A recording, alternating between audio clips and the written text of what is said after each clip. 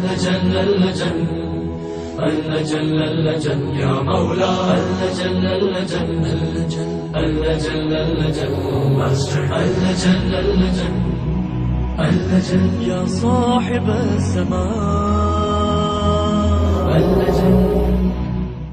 ام المومنین والمومنات حضرت خدیجہ کبریٰ سلام اللہ علیہا کی وفات کے سلسلے کی مجلس ہے،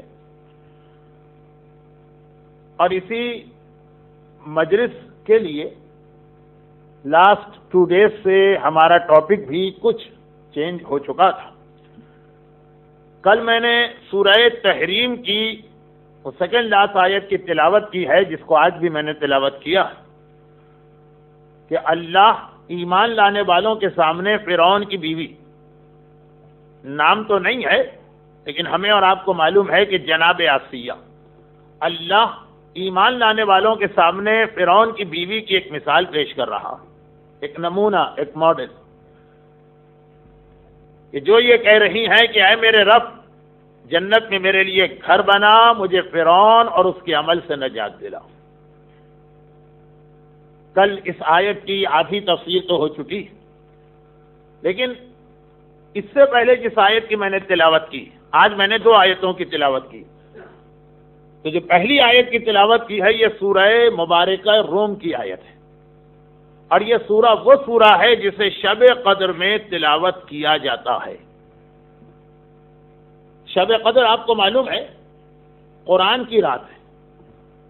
یہ لفظ ذرا اچھا تو نہیں ہے کہ قرآن کی سالگرہ، جس رات کو پروردگار نے قرآن نازل کیا، اور اس رات کو ہمیں پورا قرآن پڑھنے کا تو حکم نہیں دیا گیا اس لیے کہ وہ ہماری طاقت سے باہر ہے، لیکن قرآن کے جن 3 سوروں کا سلیکشن کیا گیا یقیناً وہ کچھ اتنے امپورٹنٹ سورے ہوں گے کہ جو پورا سال ہم مشہور سورے پڑھتے ہیں، سورہ یاسین ہے یا سورہ رحمان ہے یا سورہ ملک ہے، وہ نہیں.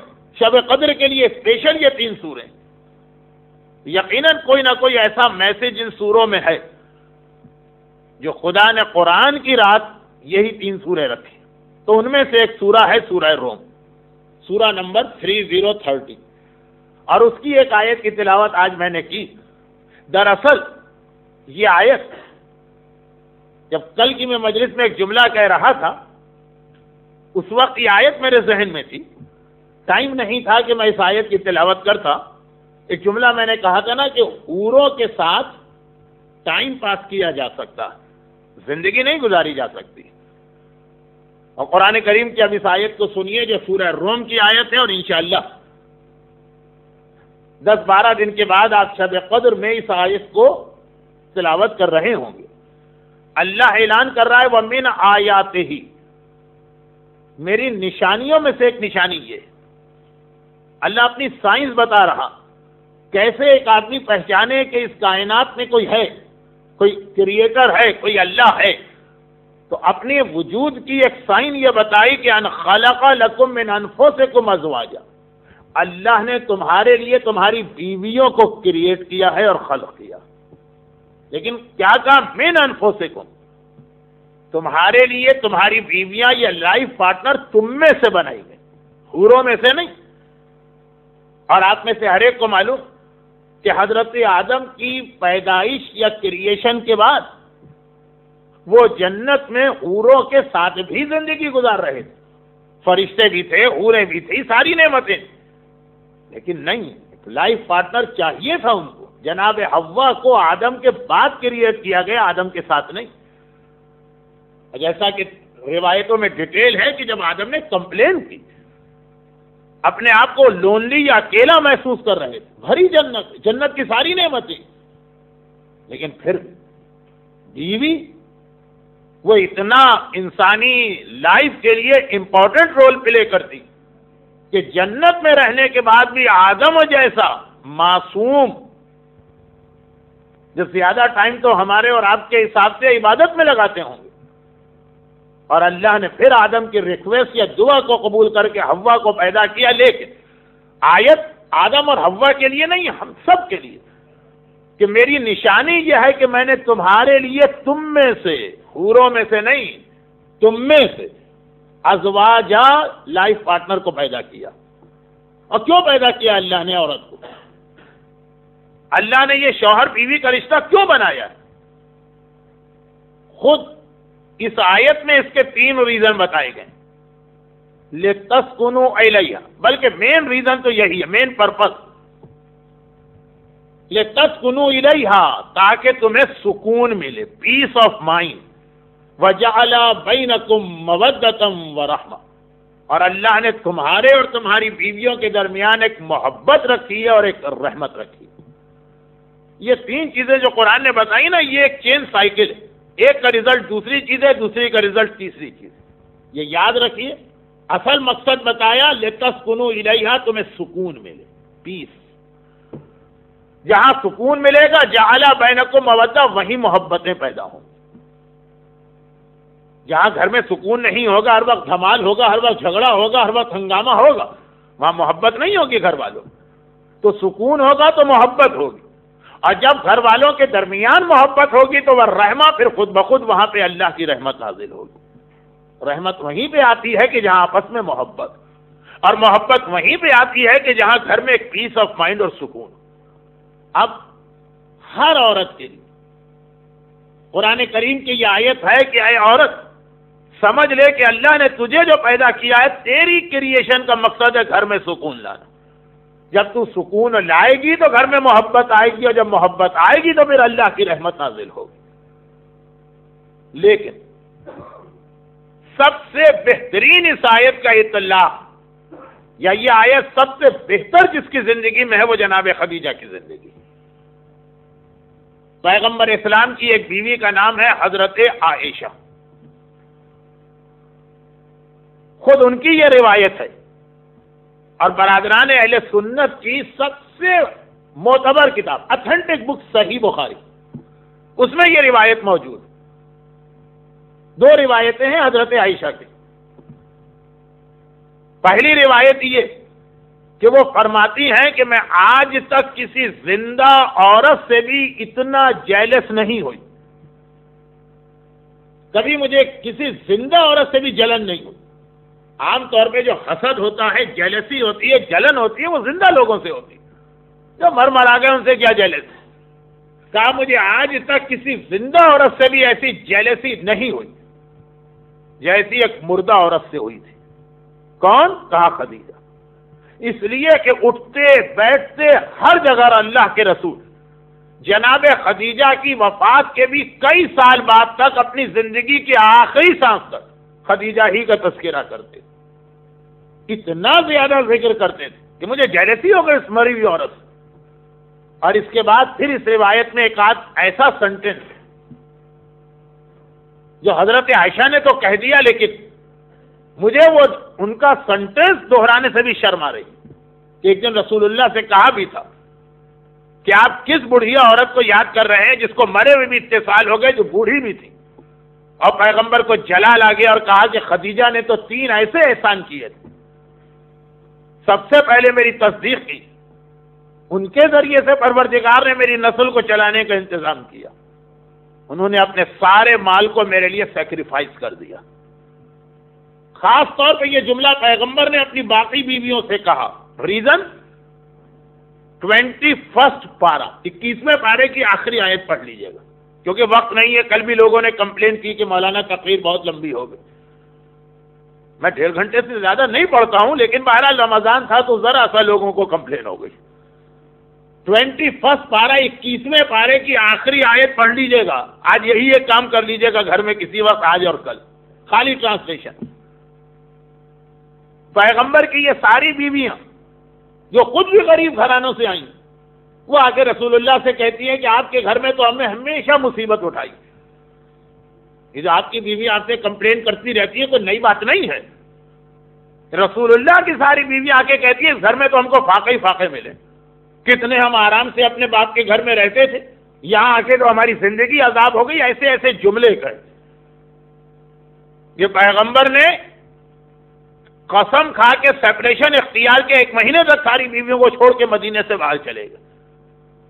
اور وہ قرآن کریم کی آیت نازل ہوئی کہ اگر تمہیں دولت دنیا چاہیے تو آؤ، رسول تمہیں الگ کر دے گا. لیکن وہ ڈیٹیل میں جانے کا وقت تو چھوڑیں، شارٹ میں بھی بیان کرنے کا وقت نہیں۔ جن کے گھر میں فاقے تھے وہ آ کے رسول خدا سے کمپلین کر رہی ہیں، اور جو خدیجہ طاہرہ کے گھر میں سونے اور چاندی کے پہاڑ تھے وہ سب انہوں نے رسول پہ قربان کر دیا، پلٹ کے کبھی کوئی سوال ہی نہیں کیا کہ میری دولت کہاں گئی۔ تو حضرت عائشہ کہتی ہے کہ رسول نے جواب یہ دیا، اولاد انہی کے ذریعے سے ملی، اپنا مال انہوں نے مجھ پہ قربان کیا، یہ باقی عورتیں تو ہر وقت مانگتی ہی رہی اور سب سے پہلے میری تصدیق کی۔ اور دوسری حدیث حضرت عائشہ کی ہے کہ اللہ کے رسول رحمت للعالمین، لو کنت فظا غلیظ القلب، قرآن کہہ رہا ہے کہ تمہارا دل سخت نہیں ہے، بہت ہی نرم، بہت ہی سافٹ اسپوکن، لیکن ایسا آدمی جو بہت ہی سافٹ ہو، بہت ہی نرم، جسے کبھی غصہ نہیں آتا، لیکن جب ایسے آدمی کو غصہ آتا تو پھر وہ بڑا سخت غصہ ہوتا۔ تو اللہ کے رسول بہت ہی صبر والے، بہت ہی پیشنس، بہت ہی ٹالرنس، لیکن جب کبھی جلال آتا تھا رسول اللہ، حضرت عائشہ کہتی ہے ہم میں سے کسی کی ہمت نہیں ہوتی تھی رسول کے سامنے جانے کی، لیکن اب کیسے رسول کو کول ڈاؤن کرے، کیسے رسول کا جلال ختم کرے، غصہ ختم کرے۔ حضرت عائشہ کہتی ہے ہم نے فارمولہ بنایا تھا، ساری جو رسول کے گھر کی باقی رسول کی جتنی بیویاں تھیں، ہم نے فارمولہ بنایا تھا کہ جب رسول اللہ بڑے غصے کے عالم میں ہوں اور فوراً ان کو کول ڈاؤن کرنا، ہم ان کے سامنے حضرت خدیجہ کا ذکر چھیڑ دیتے تھے۔ بس جہاں حضرت خدیجہ کا نام رسول نے سنا اور ایک دم ایسا پیغمبر اسلام میں تبدیلی آ گئی، یہ لفظ رسول کے لیے اچھا تو نہیں ہے کہ ایسا موڈ چینج ہو گیا، پتہ ہی نہیں چلا کہ پیغمبر کو جلال تھا یا غصہ تھا، ہنس ہنس کے مسکرا کے خدیجہ طاہرہ کے حالات بیان کرنے لگے۔ رسول خدا ان کا جلال ختم کرنے کے لیے ان سے مسکرا کے باتیں کرنے کے لیے ایک فارمولہ رسول کی بیویوں نے بنایا، اور وہ ہے خدیجہ طاہرہ کا ذکر۔ آج ہم اور آپ تو اس لیے بھی خدیجہ طاہرہ کا ذکر کر رہے ہیں کہ ہماری ماں اس دنیا سے گئی، اور اس لیے بھی کہ اس کے ذریعے سے رسول خدا کی خوشی ہم کو ملے گی، اور جس سے رسول خدا خوش اس سے پروردگار عالم خوش۔ لیکن یہ بات ہو رہی ہے خدیجہ طاہرہ کے انتقال کے کتنے سال بعد، کتنی بیویاں اس کے بعد رسول کے گھر میں آ گئیں، جو حضرت عائشہ کا جملہ میں نے ابھی بتایا، یا رسول اللہ کب تک ایک مری ہوئی عورت کو یاد کریں گی؟ اللہ نے ان سے بہتر اور ان سے زیادہ جوان عورتیں آپ کو دیں، لیکن پیغمبر نے زندگی بھر یاد رکھا۔ اور یہ بھی سمجھ لیجیے کہ ہمارے یہاں دو سلسلے، ایک ہے 14 معصومین کا سلسلہ، 14 معصوم ہم اپنے بچوں کو یاد کراتے ہیں کہ معصوم 14 اور ان کے نام یاد کراتے ہیں، لیکن ایک ساتھ میں سلسلہ اور یہ وہی ہے جو زیارت وارثہ میں ہم اور آپ کہتے ہیں، یا مولا یا ابا عبداللہ اشہد انک کنت نورا، مولا حسین میں گواہی دیتا ہوں کہ آپ نور تھے، نور ہیں، نور رہیں گے، فی الاسلاب الشامخہ والارحام المطہرہ، ایک باپ کے سلسلے سے اور ایک ماں کے سلسلے سے۔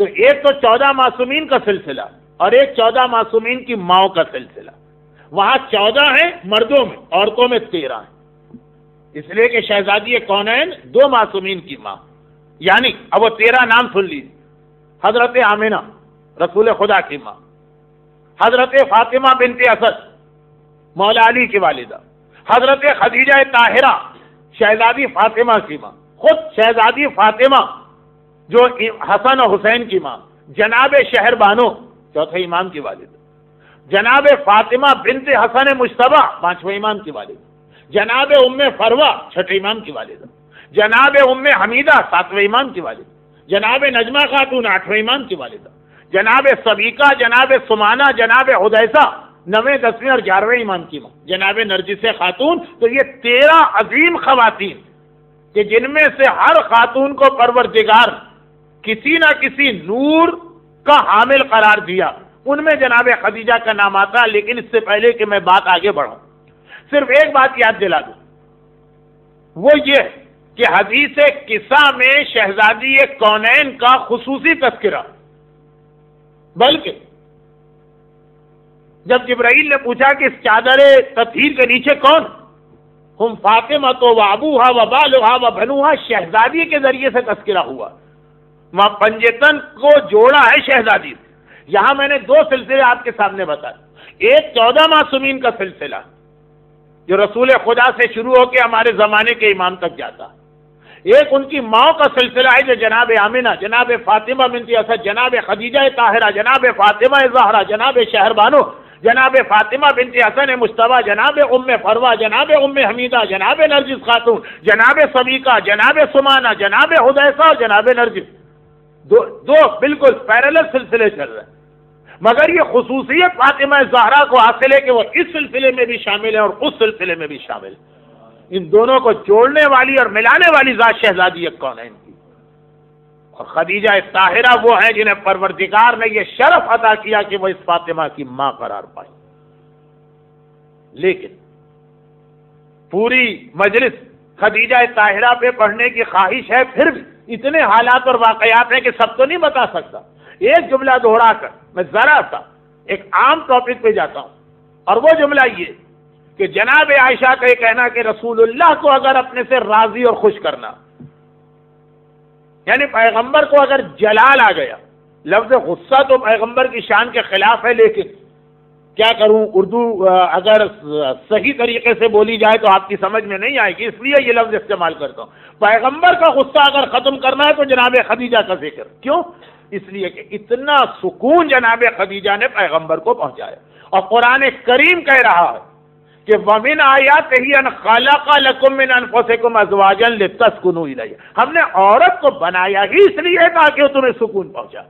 تو کائنات میں یہ آیت سب سے زیادہ بہتر جن کے لیے ثابت ہے وہ خدیجہ طاہرہ، جنہوں نے اللہ کے رسول کو ایسا سکون پہنچایا جو خود اللہ کا رسول ساری کائنات کو سکون دے، خدیجہ طاہرہ پیغمبر کے لیے ایسا سکون لے کے آ رہی ہیں۔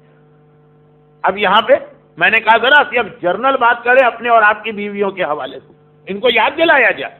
تم خدیجہ طاہرہ کی بیٹی ہو، تم اپنی ماں کی سیرت اور سنت کو یاد کرو۔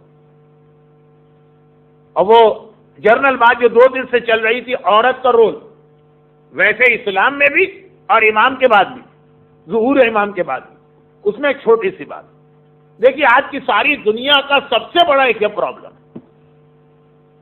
اب لیکن پرابلم کا جو وہ سلوشن ڈھونڈتے ہیں وہ غلط ہے۔ یہ تو ایسا ہی ہے کہ جیسے ایک آدمی باہر سٹی سینٹر میں گیا یا راؤنڈ اباؤٹ پہ گیا جہاں خوب لائٹیں وغیرہ لگی ہیں، وہاں کچھ ڈھونڈ رہا تھا، کسی نے اس کو دیکھا اور کہا کیا ڈھونڈ رہے؟ تو مثلاً اس نے کہا کہ گھر کی چابی گر گئی ہے، مثلاً لاکر کی چابی گر گئی ہے، اس کو ڈھونڈ رہا ہوں۔ تو کہا کہاں گری ہے بتاؤ، ہم بھی مدد کر۔ کہا وہ گھر کے اندر گری۔ ارے میں گھر کے اندر گری ہے تو یہاں کے کیوں ڈھونڈ رہے؟ کہا گھر میں اندھیرا بہت تھا، یہاں روشنی تھی، میں نے سوچا جہاں روشنی ہے وہیں تو چیز ڈھونڈنا چاہیے۔ دیکھیے کتنی بڑی یہ حماقت کی بات ہے کہ آپ بھی ہنس دی، لیکن آج کی مغربی دنیا یہی کر رہی ہے، آج کے مسلمان یہی کر رہے ہیں۔ آج ہر آدمی کو پیس آف مائنڈ چاہیے، لوگوں کے پاس پیسہ بہت آ گیا، لوگوں کے پاس لگژری بہت آ گئی، گھر میں کتنی سہولت کی چیزیں، پوچھیے اپنے بزرگ سے، ہمارے محترم بزرگ باہر تشریف فرما ہے، اور بھی اپنے باپ سے، دادا سے، نانا سے، نانی سے پوچھیے گا، پہلے پیسے کم تھے، یہ لگژری نہیں تھی، ہر ایک کے پاس موٹر کار نہیں ہوتی، گھر میں پنکھے اور ایئر کنڈیشن نہیں ہوتے تھے، ہیٹر نہیں ہوتے، عورتوں کو ویکیوم نہیں ملتا تھا، جھاڑو دینا پڑتی، کوئی یہ کچن میں کام کرنے کے اپلائنسز نہیں تھے، وہ سل بٹا جو تھا اس کے اوپر مسالہ پیسنا پڑتا تھا، بلکہ پرانی عورتیں آپ کو اب تک اپنی انگلیاں دکھائیں گی کہ جب وہ سل بٹے کو پیستی تھی تو ان کی سانس جس طرح سے اس کے اوپر وہ بٹا اٹھا کے مارتی تھی، جس کا وہ آج کل ریونج اپنی بہوؤں سے لیتی ہیں۔ خیر وہ تو ایک الگ چیز ہے، ایک الگ ٹاپک، لیکن کتنی برکت تھی، کتنا گھر میں سکون تھا، کتنی خوشی تھی۔ آج پیسے کی ریل پہ وہ آدمی بھی جو کہتے ہیں کہ جی ہم بڑے پرابلم میں ہیں، لیکن پہلے کے مقابلے میں کتنا پیسہ ہے، غریب سے غریب آدمی بھی یہاں موٹر پہ بیٹھا ہوا پھرتا، ہر گھر کے اندر جو بیسک نیسیسٹیز ہیں جس کو تو ہم لگژری کہیں گے، لیکن آج ہر گھر میں موجود، اور یہ خالی سویڈن کی بات نہیں کر رہا، انڈیا میں، پاکستان میں ہر جگہ اسٹینڈرڈ آف لیونگ بہت ہائی ہو گیا۔ میں بہت پرانی حضرت آدم کے زمانے کی بات نہیں کر رہا ہوں، میں اپنے بچپنے کی بات جانتا ہوں، جس گھر میں ٹیلی فون لگتا تھا پورا محلہ باری باری آ کے دیکھتا تھا، جس گھر میں فریج یا ریفریجریٹر ہوتا تھا پورے محلے والے اس گھر میں آ کے دیکھا کرتے تھے یہ ہے کیا چیز، اس سے ٹھنڈی ٹھنڈی ہوا نکلتی۔ لیکن اب دیکھیے اسٹینڈرڈ آف لیونگ بڑھ گیا، سکون کہاں، پیس آف مائنڈ نہیں رہا، ہر آدمی ٹینشن میں، ہر آدمی ڈپریشن میں۔ کسی صحیح ڈاکٹر سے پوچھئے گا کہ 90% جو ہماری فزیکل بیماریاں اس کا ریزن جسم میں کوئی خرابی نہیں ہے، وہ یہی سائیکولوجیکل ہوتا۔ یہ بلڈ پریشر ہائی ہے، یہ کسی کو ہارٹ کا پرابلم ہے، یہ کسی کو شوگر کا پرابلم ہے، لوگ ڈاکٹر کہتے ہیں۔ ہم نے کہا جی ہم اتنی کوشش کرتے ہیں شوگر ہماری کنٹرول نہیں ہوتی، کہیں شوگر اس سے کنٹرول بھی نہیں ہوگی، کوئی ٹینشن مت لیجیے، کوئی ڈپریشن نہ آنے دیجیے ذہن پہ۔ وہ پہلے چٹنی اور روٹی کھا کے لوگ گزارا کرتے تھے، بڑے خوش ہوتے تھے، رات کو اچھی نیند آتی تھی۔ خیر بہت لمبی بات ہو رہی ہے، لیکن خلاصہ یہ کہ آج سب کچھ ہے، گھروں میں سکون نہیں۔ لندن کے ڈیلی مرر میں وہ ایڈورٹائز میں نے اپنی آنکھوں سے دیکھا تھا ارلی 90s میں، کوئی سنی سنائی بات بھی نہیں، ہاں کسی مومن نے لا کے دکھایا تھا، لیکن میں نے دیکھا تھا کہ ایک آدمی کہہ رہا میں 1 ملین پاؤنڈ کراؤنے سے بہت بڑا ہوتا، 1 ملین پاؤنڈ اس آدمی کو دوں گا جو مجھے ایک رات کی نیچرل نیند دے دے، وہ سلیپنگ پل ویل گولیاں ٹیبلٹ وغیرہ نہیں، بغیر کسی گولی کے بغیر کسی دوا کے مجھے نیند آئی، ایک رات کی نیند نہیں آج کل وہ نیند۔ کیوں؟ اچھا آج کل یہ دنیا میں بہت سارے گناہ بڑھ گئے ہیں، وہ بھی اسی لیے بڑھے، آدمی گناہ نہیں کرنا چاہتا، اس کو پیس آف مائنڈ چاہیے، سکون۔ شراب، میوزک، ڈرگس، یہ ساری چیزیں وہ ہیں، آدمی کو پیس آف مائنڈ چاہیے۔ بلکہ تھوڑا پہلے سے سٹارٹ کریں، اپنی کمیونٹی کو بھی ملا لیں۔ اب یہ نعوذ باللہ شراب اور میوزک میں تو ہماری کمیونٹی ہرگز نہیں ہوگی، لیکن تھوڑا پہلے سے سٹارٹ کریں، اگرچہ وہ حرام تو نہیں ہے، یعنی اسموکنگ تو فائدہ وائدہ نہیں ہوتا، ہر ایک کو معلوم ہے کہ میں سگریٹ نہیں پی رہا ہوں، میں کراؤنے کو آگ لگا رہا ہوں، لیکن ایک سکون ملتا، یہ اس کی تلاش ہے۔ اب اس کا بھی کام نہیں چلتا تو آدمی جاتا ہے شرابوں میں، اس سے بھی کہا۔ اور میوزک، یہی تو لوگ کہتے ہیں نا بھائی میوزک اس لیے کہ بس ذہن بالکل ٹینشن فری ہو جاتا، نہیں ہوتا۔ اور پھر میوزک کی اور سخت قسم سننا ہوتی ہے۔ اس کے علاوہ ڈرگس، جو آج کل دنیا کی ہر کنٹری کا سب سے بڑا پرابلم ہے، ڈرگس ڈرگس ڈرگس۔ کیوں آدمی لیتا ہے؟ پیس آف مائنڈ کے لیے، اور کیا ہے ڈرگس میں؟ لیکن وہی بات کہ پیسے گرے ہیں، چیک گرا ہے، پیپر گرا ہے گھر کے اندر، ہم آ کر اس کو سٹی سینٹر میں ڈھونڈ رہے ہیں کہ جی یہاں پہ روشنی زیادہ، جو چیز تمہاری جہاں گری ہے، جہاں کھوئی ہے، وہیں ڈھونڈنا پڑے گا۔ سکون تمہیں نہ شراب میں ملے گا، نہ میوزک میں ملے گا، نہ ڈرگس میں ملے گا۔ پیے جاؤ، اور بڑھانا پڑے گی مقدار، اور بڑھاؤ، پھر بھی تم اتنے ہی پرابلم رہیں گے۔ قرآن کہتا ہے سکون ملتا ہے گھر کے اندر، اور سکون لے کے آتی ہے گھر کی عورت۔ عورت کو تو تم نے شترے بے مہار کر دیا، عورت کو تو تم نے اتنا آزاد کر دیا، عورت کو تو تم نے اتنا مس گائیڈ کر دیا کہ ذرا ذرا سی بات پہ پولیس ملا کے اپنے شوہر کو گرفتار کرا دیتی۔ یعنی مسئلہ ہماری کمیونٹی کا بھی۔ شکاگو میں مجلس پڑھنے گیا تو پتا چلا کہ بھائی جن صاحب کیا تھا ان کا مولانا معاف کیجیے گا میں چائے نہیں بن سکی۔ کیوں نہیں بن سکی؟ کہا بیوی نے کہا تمہارے گیسٹ ہے، میرے کو تھوڑی، تم بناؤ چائے۔ اچھا میں تو آئے تھا پاکستان سے، میں نے کہا بنواتے آپ؟ کہا مولانا 2 دفعہ جیل میں جا چکا ہوں۔ تو آپ نے کیوں نہیں کہا اپنی بیوی کے والد سے، خسر سے؟ کہا بیچارے خود 3 مرتبہ جیل جا چکے۔ اور یہ بات ان لوگوں کی تھی جو وہاں شکاگو میں پیدا نہیں ہوئے، فیملی کراچی کی تھی۔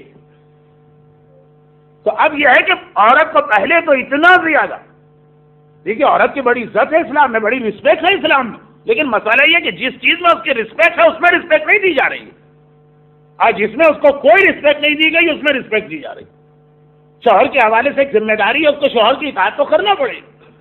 تو اب مغربی دنیا کا، ویسٹرن سوسائٹی کا سب سے بڑا پرابلم ہے جو اب ہمارے ملکوں میں آ چکا ہے، جب سے یہ میڈیا بنا ہے اس وقت سے اب کوئی چیز ویسٹ اور اس کی نہیں رہی، لیکن آ چکا ہے کہ ہر ایک کو سکون چاہیے۔ جو خدا نے سکون کے لیے ڈرگس بنائی ہے یا میڈیسن بنائی ہے یا سلوشن رکھا، اس کو چھوڑ کر ہم دوسرے سلوشن میں جا رہے ہیں۔ ہماری عورت اگر ٹھیک رہے، حضرت آدم کو اسی لیے ہوا چاہیے تھی۔ پیغمبر اسلام جیسی شخصیت نے، جنہیں کسی دنیا کے کسی سہارے کی ضرورت نہیں ہے، وہ محتاج نہیں ہے کسی کے سوائے اللہ کے، لیکن پھر بھی خدیجہ طاہرہ نے اتنا سپورٹ کیا۔ اور یہ ایک بہت ہی مشہور حدیث ہے، آپ نے سنی ہوگی لیکن ایک بار اور سن لی۔ ہمارے پانچویں امام امام محمد باقر علیہ الصلوۃ والسلام بنی اسرائیل کا ایک واقعہ بتا رہے ہیں۔ جب امام بتا رہے تو یہ حدیث ہو گئی۔ وہ فرماتے ہیں کہ ایک آدمی تھا، اس کو بہت غلط اور خراب قسم کی بیوی مل گئی۔ جو آیت میں نے کل بھی تلاوت کی اور آج بھی تلاوت کی ہے، یہ سورہ تحریم کی آیت ہے، سورہ کا نمبر ہے 66۔ اس کے آخر میں خدا جو ہے دو آیتیں پیش کی۔ ایک تو میں نے تلاوت کی، ضرب اللہ مثلا للذین آمنوا، اللہ مومنوں کے لیے ایک ماڈل، ایک نمونہ، ایک مثال دیتا ہے۔ وہ دو عورتوں کا نام لیا، جناب آسیہ اور جناب مریم۔ اچھا خیر، کل میں نے ایک بات کہی تھی، آج کہی تھی، اس کو اور میں واضح کر دوں۔ پورے قرآن میں صرف ایک عورت کا نام آیا، جناب مریم، باقی کئی عورتوں کا ذکر ہے، نام کہیں نہیں آیا۔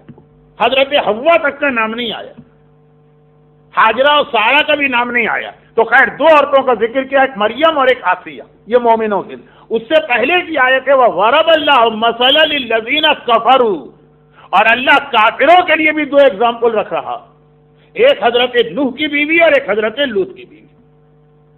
اتنے بڑے نبی، بیویاں غلط ملی، بیویاں خراب ملی، خود بیوی اپنے شوہر کا مذاق اڑاتی ہے، تو یہ اکثر ہو جاتا ہے۔ اللہ روایت ہے کہ یہ ایک مومن کا ایک امتحان بھی۔ تو جس بنی اسرائیل کے آدمی کا ذکر پانچویں امام کر رہا ہے، اس کو ایسی ہی بیوی ملی، گھر اس کا جہنم بن گیا اس بیوی کی وجہ سے۔ اللہ نے اس کو پھر اولادیں بھی دی، 3 بیٹے ہوئے، لیکن چونکہ بیٹے ماں کا اثر زیادہ قبول کرتے، بیٹیاں ماں کا اثر زیادہ قبول کرتی، تو وہ بیٹے بھی ایسے گستاخ، بدتمیز۔ یہ حدیث میں ایک عورت کی سب سے بڑی خرابی یہی دو بتائی گئی۔ جب رسول اللہ معراج کے سفر پہ گئے تھے اور جنت کو بھی وزٹ کیا تھا اور جہنم کو بھی، تو واپس آنے کے بعد لوگوں نے ایک سوال کیا تھا، یا رسول اللہ جہنم میں آپ کو زیادہ کون نظر آئے، مرد کے عورتیں؟ پیغمبر کا جواب تھا عورتیں زیادہ۔ لوگوں نے پوچھا تھا وائے، بلکہ اور لوگوں نے کم پوچھا تھا، لوگیوں نے زیادہ، یعنی عورتوں نے زیادہ پوچھا، ہم زیادہ کیوں جہنم میں؟ پیغمبر نے کہا کہ میری امت کی عورت 90% عورتیں صرف 2 وجہ سے جہنم میں جاتی ہیں، یا اپنے شوہر کی نافرمانی کی وجہ سے، یا اپنی زبان پہ کنٹرول نہ کرنے کی وجہ سے۔ عورت کی زبان تیر سے زیادہ، تلوار سے زیادہ، خنجر سے زیادہ، کلاشنکوف سے زیادہ، میزائل سے زیادہ، ایٹم بم سے زیادہ دھماکہ کرنے والی ہے۔ بڑی خطرناک چیز ہوتی ہے۔ سب سے بڑی بات تو یہ، جس کی زبان خراب ہوتی ہے خود اس کو ہی پتہ نہیں ہوتا، اس کو نہیں معلوم ہوتا میری زبان خراب، وہ تو بہت معصوم بن کے پوچھتا میں نے کیا ایسی بات کہہ دی۔ لیکن یہ بیوی ایسی تھی تو بیٹے بھی ایسے ہی تھے۔ اب آدمی کو پیس آف مائنڈ تو چاہیے، چنانچہ اس نے دوسری شادی کی ہے، بڑی نیک اور پرہیزگار عورت، اور عورت کی سب سے بڑی نیکی اور پرہیزگاری اپنی زبان پہ کنٹرول کرنا۔ یاد ہوگا نا وہ جو رسول اللہ سے ایک دفعہ کسی نے پوچھا تھا، یا رسول اللہ جو ہمارا ایریا ہے وہاں 2 عورتیں رہتی ہیں، اور ہم دونوں اکثر، ہم لوگ محلے والے اکثر ڈسکس کرتے ہیں ان میں زیادہ فضیلت کس کی، ہائی اسٹیٹس کس کا؟ ایک عورت ہے بہت ہی زیادہ متقی اور پرہیزگار۔ بھائی واجب نماز، واجب روزہ تو ہر ایک کو کرنا، لیکن ہر وقت سنت نمازیں اور قرآن کی تلاوت اور روزہ، لیکن بس یہ ہے کہ زبان کی بڑی خراب ہے، جب بولتی ہے کسی نہ کسی کا دل دکھا دیتی ہے۔ اور دوسری عورت ہے نماز روزہ کوئی خاص نہیں کرتی، خالی واجب نماز، خالی واجب روزہ۔ رسول اللہ کے زمانے میں یہ 5 نمازیں اور رمضان کے روزے تو مانا جاتا ہے کچھ بھی نہیں ہے، کہ یہ تو ہر ایک ہی کرتا ہے، اس کے علاوہ کوئی نماز روزہ نہیں کرتی، زیادہ قرآن نہیں پڑھتی، دعائیں نہیں پڑھتی، لیکن اخلاق اس کا بہت اچھا، ہر ایک سے ہمدردی کرتی۔ تب کس کو ہم کہیں جو زیادہ قرآن پڑھے اور دعائیں کمیل پڑھے اور نماز اور روزہ کرے؟ پیغمبر نے کہا ان دونوں میں کمپیئر کرنا ہی غلط، ایک جہنمی ہے اور ایک جنتی ہے، جنتی میں کمپیئر ہو سکتا ہے، جہنمی میں کمپیئر ہو سکتا ہے؟ جہنم و جنت میں کیا کمپیئر؟ یا رسول اللہ اس میں جہنمی کون ہے؟ کہا جو اپنی زبان سے مومن اور مومنہ کا دل دکھا دی. سارا تقوی ختم ہو کے رہ جاتا ہے جس وقت ایک بس زبانی کی. کبھی نہیں مانے گا بس زبان آدمی کہ میں بس زبان. الٹا کمپلین کرے گا دیکھیں فلاں صاحب ناراض ہوگا میں نے تو کچھ بھی نہیں کہا تھا. لیکن یہ آج کا ٹاپک ذرا کچھ زیادہ پھیل رہا ہے اس لیے میں اس کو سمیٹتا ہوں. تو دوسری اس نے عورت سے شادی کی جو بڑی نیک اور پرہیزگار تھی, شوہر کا خیال کرنے والی تھی, اللہ نے ایک اولاد بھی دی, لیکن وہ خیر ابھی چھوٹا ہی تھا, 10-11 سال کا, باپ کا انتقال ہو گیا. اور باپ بہت ساری جائیداد چھوڑ کے مرا. اب یہ والا جو ہمارے یہاں ایک سسٹم آج کل ہے جائیداد کی تقسیم کا, یہ تو شریعت اسلامیہ میں ہے, پتہ نہیں بنی اسرائیل میں کیا سسٹم تھا. شاید کچھ ایسا سسٹم تھا جو آج کل ویسٹ میں ہو سکتا ہے کہ اولڈ ٹیسٹیمنٹ میں یہی طریقہ کہ مرنے والا جس کے لیے ول کر کے جائے گا ساری جائیداد اس کی, باقی کسی وارث کا کوئی حق نہیں. سویڈن کا لا مجھے نہیں پتا, لیکن انگلینڈ کا یہی لا ہے, امریکہ کا یہی لا ہے, کینیڈا کا یہی لا ہے, اور آسٹریلیا کا یہی لا. جس کو چاہے مرنے والا جائیداد دے دے, چاہے کسی کتے اور بلی کو دے دے تو اس کو مل جائے گا, بچوں کو نہیں ملے گا. تو خیر اس زمانے میں یہ قانون تھا, لیکن مرنے والا اچانک موت آ گئی, بتا نہیں سکا کہ میری جائیداد کس کی. اب جھگڑا کھڑا ہو گیا, چاروں بیٹے ہیں اس کی, ہر ایک کہہ رہا ہے کہ جائیداد مجھے ملنی چاہیے تھی. جج کے پاس یا قاضی کے پاس یہ کیس گیا. 5ویں امام کی بہت مشہور حدیث ہے. قاضی جو تھا, جج وہ بھی کیا کرے, کوئی ایویڈنس ہو, کوئی پروف ہو, کوئی ڈاکومنٹ ہو, کوئی بل ہو تو ٹھیک. بھائی آج کل تو یہ ہے کہ جھلے کوئی بل نہیں ہے تو یا تو سارا بیوی کو دے دیتے, بیوی نہیں ہے تو اسٹیٹ لے جاتی. اس وقت اتنا قانون نہیں تھا, کیا کرے, کسی ایک اولاد کو دینا, کس کو دینا. قاضی نے کہا کہ بھائی اکارڈنگ ٹو دا لا یہ مسئلہ حل نہیں ہو سکتا. تو پھر کیا کیا جائے؟ جب جج کہہ رہا ہے کہ یہ مسئلہ سالو نہیں ہوگا, تو اس وقت 3 بھائی اس قوم میں ایسے رہتے تھے جو بڑے عقل مند کہلاتے تھے, 3 وائس پرسن. وہ شہر سے باہر رہتے تھے عبادت کے لیے, شہر والوں کے درمیان نہیں رہتے. جو مسئلہ بھی قاضی سے یا جج سے سالو نہ ہو وہ وہاں ڈائیورٹ کیا جاتا تھا. اس نے کہا کہ بھائی یہ مسئلہ لا سے تو حل نہیں ہوگا, اب وہ لوگ اپنی عقل سے اس کو حل کریں گے, تم ان کے پاس چلے گا. 2, 4, 5, 100, 200 کراؤن کی بات نہیں تھی, 2 ملین اور 10 ملین اور 50 ملین کی بات کراؤنے کی بات گئے یہ لوگ. اچھا اب یہ تینوں بھائی جو رہتے ہیں وہ اس طرح رہتے ہیں کہ ایک پہاڑی, سب سے نیچے چھوٹا بھائی رہتا ہے, پہاڑی کے بیچ میں مڈل والا, سب سے اوپر سب سے بڑا رہتا. آپ میں سے کراچی کا تو شاید ایک آدھ کے علاوہ کوئی نہ ہو, وہ کراچی سے نہیں پاکستان. ہمارے یہاں پاکستان میں بہت ہی مشہور ایک ریسلر تھے بھولو پہلوان. ان کا یہ اصول تھا کہ ان کے 2 بھائی اور تھے, کوئی ان سے پہلے فائٹ نہیں کر سکتا تھا, پہلے ان کے چھوٹے بھائی سے لڑے, اگر اس کو ہرا دے تو پھر مڈل والے کے پاس جائے, اور پھر اگر ہرا دے تو بڑے تک پہنچے گا. تو 1948 سے لے کے اپنی موت تک کوئی ان تک پہنچ ہی نہیں پایا, چھوٹے والے بھائی ہی اس کا خاتمہ کر دیتے تھے. تو اب یہاں ان لوگوں نے سسٹم بنایا, بڑا بھائی سب سے ایجنٹ, کہا بھائی پہلے جو کیس لے کر آؤ سب سے چھوٹے بھائی سے پوچھ لو, وہ اس کو سالو کر دے گا. لیکن جو اس سے بھی سالو نہ ہو تو پھر آگے چلو, بیچ کی پہاڑی پہ جاؤ مڈل والے کے پاس. تو خیر اب یہ لوگ گئے سب سے پہلے چھوٹے کے پاس جو بالکل پہاڑی کے نیچے مکان بنا کے رہتا. گئے, دیکھا کہ ایک بہت ہی بوڑھا آدمی, اچھا جو ایک ذہن میں کنسپٹ آتا ہے نا تبادر ذہنی, عقل مند آدمی, بہت ہی وائس پرسن, وہ آتا بھی ایسے ہی کہ بہت ہی بزرگ, سیزن, تجربے کار, سر و داڑھی کے بال بھی سفید ہے, چہرے پہ وہ رنکلز بھی پڑی ہیں, کمر بھی جھکی. عقل مند آدمی, دانشمند آدمی, وائس پرسن ایسا ہی ہوتا. بچے کچوں کو تو نہیں بنا سکتے, چنانچہ دیکھا اس کو, ٹھیک ہے, اس سے کہا یہ پرابلم. تھوڑی دیر سوچا, اس کے بعد وہ بھی چکرا گیا, کہا کہ نہ کوئی پروف, نہ کوئی ایویڈنس, نہ کوئی وٹنس, نہ کوئی ڈاکومنٹ, نہ کوئی بل, میرے پاس علم غیب تو نہیں ہے, یہ سولوشن مس تو نہیں ہو سکتا. اب جاؤ جو مجھ سے بڑے بھائی, یہ لوگ چڑھے. وہ بہت اونچی پہاڑی نہیں تھی, جیسے کل میں کہہ رہا تھا کہ صفا مروا کے نام سے نہ سمجھے کہ بہت اونچی پہاڑی, دکھائے 12 چھوٹی موٹی پہاڑی. ابھی گئے تو مڈل میں نیچے والے بھائی سے ذرا بڑا والا بھائی, بیچ والا, اردو میں جسے منجھلا کہیں گے, وہ نظر آیا. اس کے سامنے جا کے اپنا مسئلہ رکھا, لیکن اس کو دیکھ کے ذرا حیران ہو گئے. وہ ایج میں بڑا ہے لیکن جسمانی اعتبار سے، فزیکل فٹنس کے اعتبار سے، ہیلتھ کے اعتبار سے چھوٹے سے زیادہ جوان نظر آ رہا ہے. اس کے سر و داڑھی کے بال بھی پورے سفید نہیں، آدھے سفید آدھے کالے ہیں، چہرے پہ جھریاں بھی نہیں ہیں، کمر بھی اتنی نہیں جھکی. خیر پہلے تو اپنا سولوشن چاہیے کہ یہ کیس کو سالو کیجیے. اس نے تھوڑی دیر سوچا کہ میں کیسے سالو کروں، میرے پاس علم غیب نہیں ہے. جاؤ میرے بڑے بھائی کے پاس.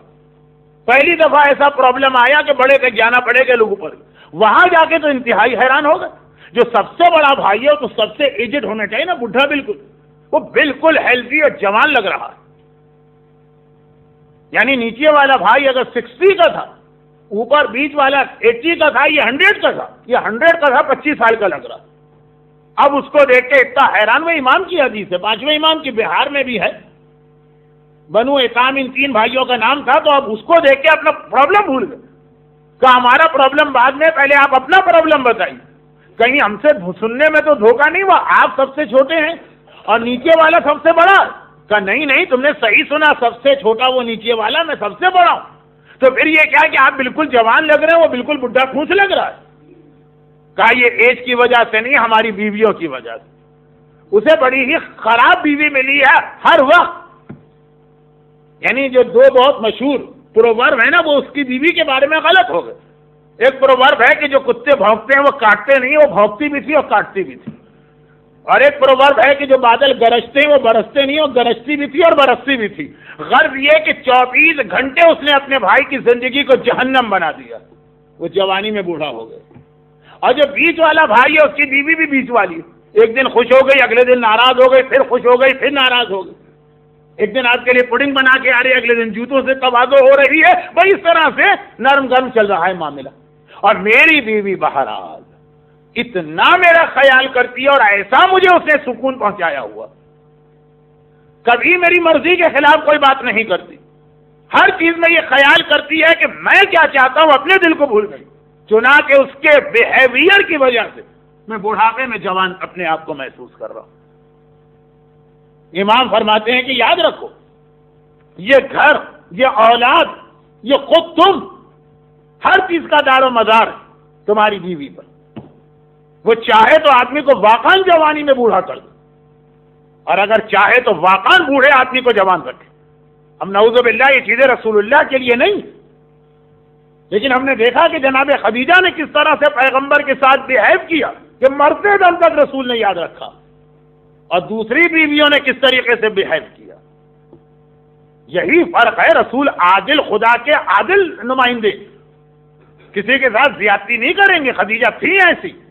جیسا 5واں امام کہہ رہا ہے کہ ہر عورت کو اپنے شوہر کے حوالے سے ہونا چاہیے، اس لیے کہ اللہ نے شوہر کو، بیوی کو پیدا ہی اس لیے کیا. قرآن کی آیت ہے وَمِنْ آیَاتِهِ أَنْ خَلَقَ لَكُم مِّنْ أَنفُسِكُمْ أَزْوَاجًا لِتَسْكُنُوا إِلَيْهَا. ہم نے عورتوں کو اس لیے بنایا تاکہ وہ تمہیں سکون پہنچائیں. اب عورتیں بھی کمپلین کریں گی کہ مولانا ہو کہ شوہر ہی ایسا نامعقول اور نالائق ہو، تو تب بھی تمہیں اپنی ڈیوٹی انجام دینا. اس کا ریزن تو میں کل بتاؤں گا، آج ساری باتیں نہیں آئیں، لیکن پہلے چھوٹی سی بات اور سن لی. رسول اللہ کا زمانہ ہے مدینے کا. جب اسلام مدینے میں گیا تو جہاد واجب ہوا، اور مکے کے کافروں نے جلن کی وجہ سے مدینے پہ مسلسل اٹیک کی. اب اندازہ کریں کہ رسول اللہ مدینے میں 10 سال رہے، اور اس 10 سال میں مور دین 80 جنگیں ہوئی مسلمانوں اور کافروں. صرف 10 سال جو مدینے کے تھے. وہ واقعہ یاد ہے نا کہ متوکل کی ماں نے، یا متوکل نے منت مانی کہ میں مال کثیر راہ خدا میں دوں گا، اور جب اس کی منت پوری ہو گئی مال کثیر دینا، کثیر مانے بہت زیادہ، لیکن کتنا زیادہ. اب پرابلم آ گیا، کثیر کسے کہتے ہیں؟ 10 کراؤنے کثیر ہے کہ 50 کراؤنے کثیر ہے کہ 500 کراؤنے کثیر؟ ایک آدمی کہ میں بہت مال دوں گا راہ خدا میں، بہت کسے کہتے ہیں؟ کتنا وہ دے. پھر کوئی مسلمان عالم مسئلہ سالو نہ کر سکا. 10ویں امام سے پوچھا، انہوں نے کہا 80 درہم دو. لوگوں نے آبجیکشن کیا، 80 کیسے بن گیا کثیر؟ 10ویں امام نے یہی آیت تلاوت کی. سورہ توبہ میں خدا کہہ رہے لقد نصرکم اللہ فی مواطن کثیرہ. اللہ نے کثیر جگہ تمہاری مدد کی، تو 10ویں امام نے کہا پیغمبر کو 80 جنگیں لڑنا پڑی تھیں، قرآن نے 80 جنگوں کو کثیر کہا، تو 80 جنگیں رسول نے 10 سال میں لڑی ہیں، ایک سال میں 8، سال میں 12 مہینے ہوتے ہیں، 8 جنگیں لڑنا پڑ رہی ہیں، تو پیغمبر مدینے میں جہاد کے بڑے فضائل بتا رہے ہیں، لوگوں کو جہاد کا ثواب بتانا پڑے گا ورنہ لوگ نہیں جائیں گے میدان جنگ میں۔ اتنا زیادہ جہاد کے فضائل بتائے کہ ایک دن عورتوں نے کمپلین کر دی۔ اب عورتوں کی ہمت تو نہیں ہوئی رسول کے پاس آ کے فیس ٹو فیس کمپلین کی۔ ایک عورت اسما کھڑی ہو گئی، یہ وہ اسما نہیں ہے جو اسما بنت امیس کے نام سے آپ سنتے ہیں، ایک اور اسما، وہ آئی مدینے کی مسجد، سارا مردوں کا مجمع تھا لیکن پیغمبر کے پاس گئے، کہا یا رسول اللہ آج میں اپنا کوئی پرابلم لے کے نہیں آئی، آج میں ریپریزنٹیٹو بن کے آئی ہوں پورے مدینے کی عورتوں کی، ہم عورتوں میں ایک مسئلہ ڈسکس ہو رہا لیکن عورتیں شرما رہی ہیں آپ سے بات کرتے ہوئے۔ میں نے کہا شرم کی کیا بات، مسئلہ ہی شرعی ہے، پوچھو جا کے رسول سے۔ تو انہوں نے کہا تم ہی جا کے پوچھو، میں آ گئی۔ اور مسئلہ یہ کہ اللہ مردوں کے لیے بھی عورتوں کے لیے بھی، قرآن مردوں کے لیے بھی عورتوں کے لیے بھی، آپ مردوں کے رسول بھی ہیں عورتوں کے رسول بھی ہیں، عبادتیں مردوں کے لیے بھی عورتوں کے لیے بھی، قرآن دونوں کے لیے، نماز دونوں کے لیے، کلمہ دونوں کے لیے، روزہ دونوں کے لیے، جہاد جس کا آپ اتنا ثواب بتا رہے، راہ خدا میں جہاد کا اتنا ثواب ہے، جب کوئی عورت جانا چاہتی ہے آپ اس کو روک دیتے کہ نہیں عورتیں نہیں جا سکتی میدان۔ یا رسول اللہ یہ کچھ ناانصافی نہیں ہے کہ جو زیادہ ثواب والی عبادت ہے وہ خالی مردوں کو دے دی؟ پیغمبر مسکرائے، پورے مجمع کو دیکھا، سارے مرد تھے، کہا تم نے آج تک کسی مرد کو بھی اتنی اچھی بات کرتے سنا؟ اور اس کے بعد کہا کہ آئے اسما میں نے یہ نہیں کہا ہے کہ جہاد عورتوں کے لیے نہیں، میں نے کہا میدان میں عورتوں کو نہیں جانا، جہاد تو عورتوں کے لیے بھی۔ اسما نے کہا تو یا رسول اللہ عورتوں کے لیے کیا جہاد؟ کہا کہ جہاد المرأة حسن التبعل، 4 لفظ آئے اس حدیث میں۔ جہاد تو آپ جانتے ہیں، مرا تو کل آپ نے سنا مروا پہاڑی کو مروا کیوں کہتے ہیں، مرا مانے عورت، حسن مانے اچھا، تبعل یہ وہ جو آتا ہے ہم فاطمہ تو وابوہا و بعلہا، بعال عربی میں کہتے ہیں شوہر کو۔ جہاد المرأة حسن التبعل، عورت کا جہاد یہ ہے کہ وہ اپنے شوہر کے ساتھ اچھا سلوک کرے، اپنے گھر کو اچھا بنا کے رکھے۔ آج ٹیوزڈے اتنے سارے مومنین آئے ہیں کہ میرے خیال میں 90% جماعت آج موجود، میری مجلس سننے نہیں آئے ہیں، مجھے معلوم، اپنی ماں کی وفات کی مجلس میں آئے، لیکن نیکسٹ ٹیوزڈے کو جنگ بدر کی رات، میں پہلے بھی بتا چکا ہوں، جنگ بدر اتنی بڑی لڑائی سی رمضان میں ہوئی، پیغمبر کہتے ہیں عورت کا جہاد ہے شوہر کے ساتھ اچھا سلوک کرے، اپنے گھر کو پیس آف ایک لینڈ آف پیس بنائے، جنت بنائے اپنے گھر کو، یہ عورت کا جہاد ہے۔ یعنی مرد کو جو ثواب بدر میں جا کے ملتا ہے، احد میں جا کے ملتا ہے، خندق میں جا کے ملتا ہے، خیبر میں جا کے ملتا ہے، وہی ثواب عورت کو اپنے گھر میں بیٹھ کے ملے گا اگر گھر کو اچھا بنا لے۔ لیکن جب مرد بدر اور احد و خندق و خیبر میں جائے گا تو جہاد کرے گا، تو جہاد میں اس کو کرنا کیا ہے؟ نہ گلاب جامن ملیں گے، نہ لڈو ملیں گے، نہ پیسٹری ملے گی، نہ گاجر کا حلوہ ملے گا، تیر ہے، تلوار ہے، دشمن کے زخم ہیں، دشمن کی طرف سے پرابلم ہے، بھوک ہے، پیاس ہے، یہ ساری سیکریفائس دے گا تو جہاد کا ثواب ملے گا نا۔ عورت گھر کو اچھا بنائے، ہو سکتا ہے اس میں اس کو اپنے شوہر یا گھر والوں کے ایسے تانے سننا پڑے کہ تیر جیسے، تلوار جیسے، بھوک جیسا، پیاس جیسا امتحان دینا پڑے۔ بھائی جب بدر و احد کا ثواب لینا ہے تو اس کی سیکریفائس بھی دینا۔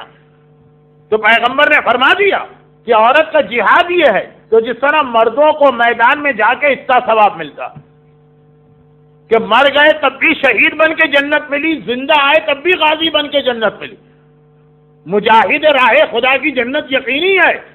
ان اللہ اشتری من المؤمنین بانفسہم واموالہم بان لہم الجنہ، اللہ نے جنت کی پرائس رکھی ہے جہاد، جنت کی پرائس، جنت فری میں نہیں مل رہی ہے، پرائس ہے، قرآن کہہ رہا ہے سورہ توبہ، وہ ہے جہاد۔ مرد کا جہاد ہے میدان میں جاؤ، عورت کا جہاد ہے شوہر اگر برا بھی ہو، اگر برا بھی ہو تو جہاں تک ہو سکے اس کے ساتھ ساتھ رہنا۔ رکھا ہوگا اسلام نے طلاق کو، لیکن بالکل آخر میں ہے طلاق، ذرا سی بات پہ طلاق نہیں ہے، یہ تو غیروں کا، اہل سنت کا مسئلہ ہے جو پتہ نہیں کیسے ہم میں آ گیا، وہاں نمک تیز ہو گیا تو طلاق۔ روٹی ٹھنڈی ہو گئی تو طلاق. لاسٹ ایئر میں پاکستان میں رمضان کر رہا تھا، تو پاکستان کا ایک ٹیلی ویژن چینل ہے جیو نہیں ہے، وہ اصل میں مرو مار رہا ہے ہم لوگوں کو، اس میں گانے اور بیہودہ فلمیں، اس کے علاوہ کچھ نہیں. لیکن خیر جیو اور مرو پہ تو ہم اس وقت بات کریں گے جب دجال کی سیکنڈ ٹیکنیک آئے گی سامنے. ابھی تو اتنی سی بات، تو اس میں ایک پروگرام آتا ہے عالم آن لائن، اس میں مسئلے مسائل بتاتے ہیں. میں اس وقت فیصل آباد میں تھا جو پاکستان کا تیسرا بڑا شہر. ایک عجیب مسئلہ میں نے سنا وہاں پر، کوئی طلاق کا مسئلہ بتا کے مولانا صاحب نے یہ کہا کہ اور میں مسلمانوں کو ایک ایڈوائز کرتا ہوں. اچھا کیا ایڈوائز کرتے ہیں؟ کہا کہ اپنے بچوں کے نام کبھی طارق نہ رکھیے گا. بھائی طلاق کا مسئلہ چل رہا ہے، یہ نام وام کہاں سے اس میں آ گئے؟ کہا اس لیے کہ ہو سکتا ہے کبھی آپ اپنے بیٹے کو پکارے طارق طارق طارق، ادھر آنا، غلطی سے نکل جائے طلاق طلاق طلاق، ادھر آنا، طلاق ہو جائے گی.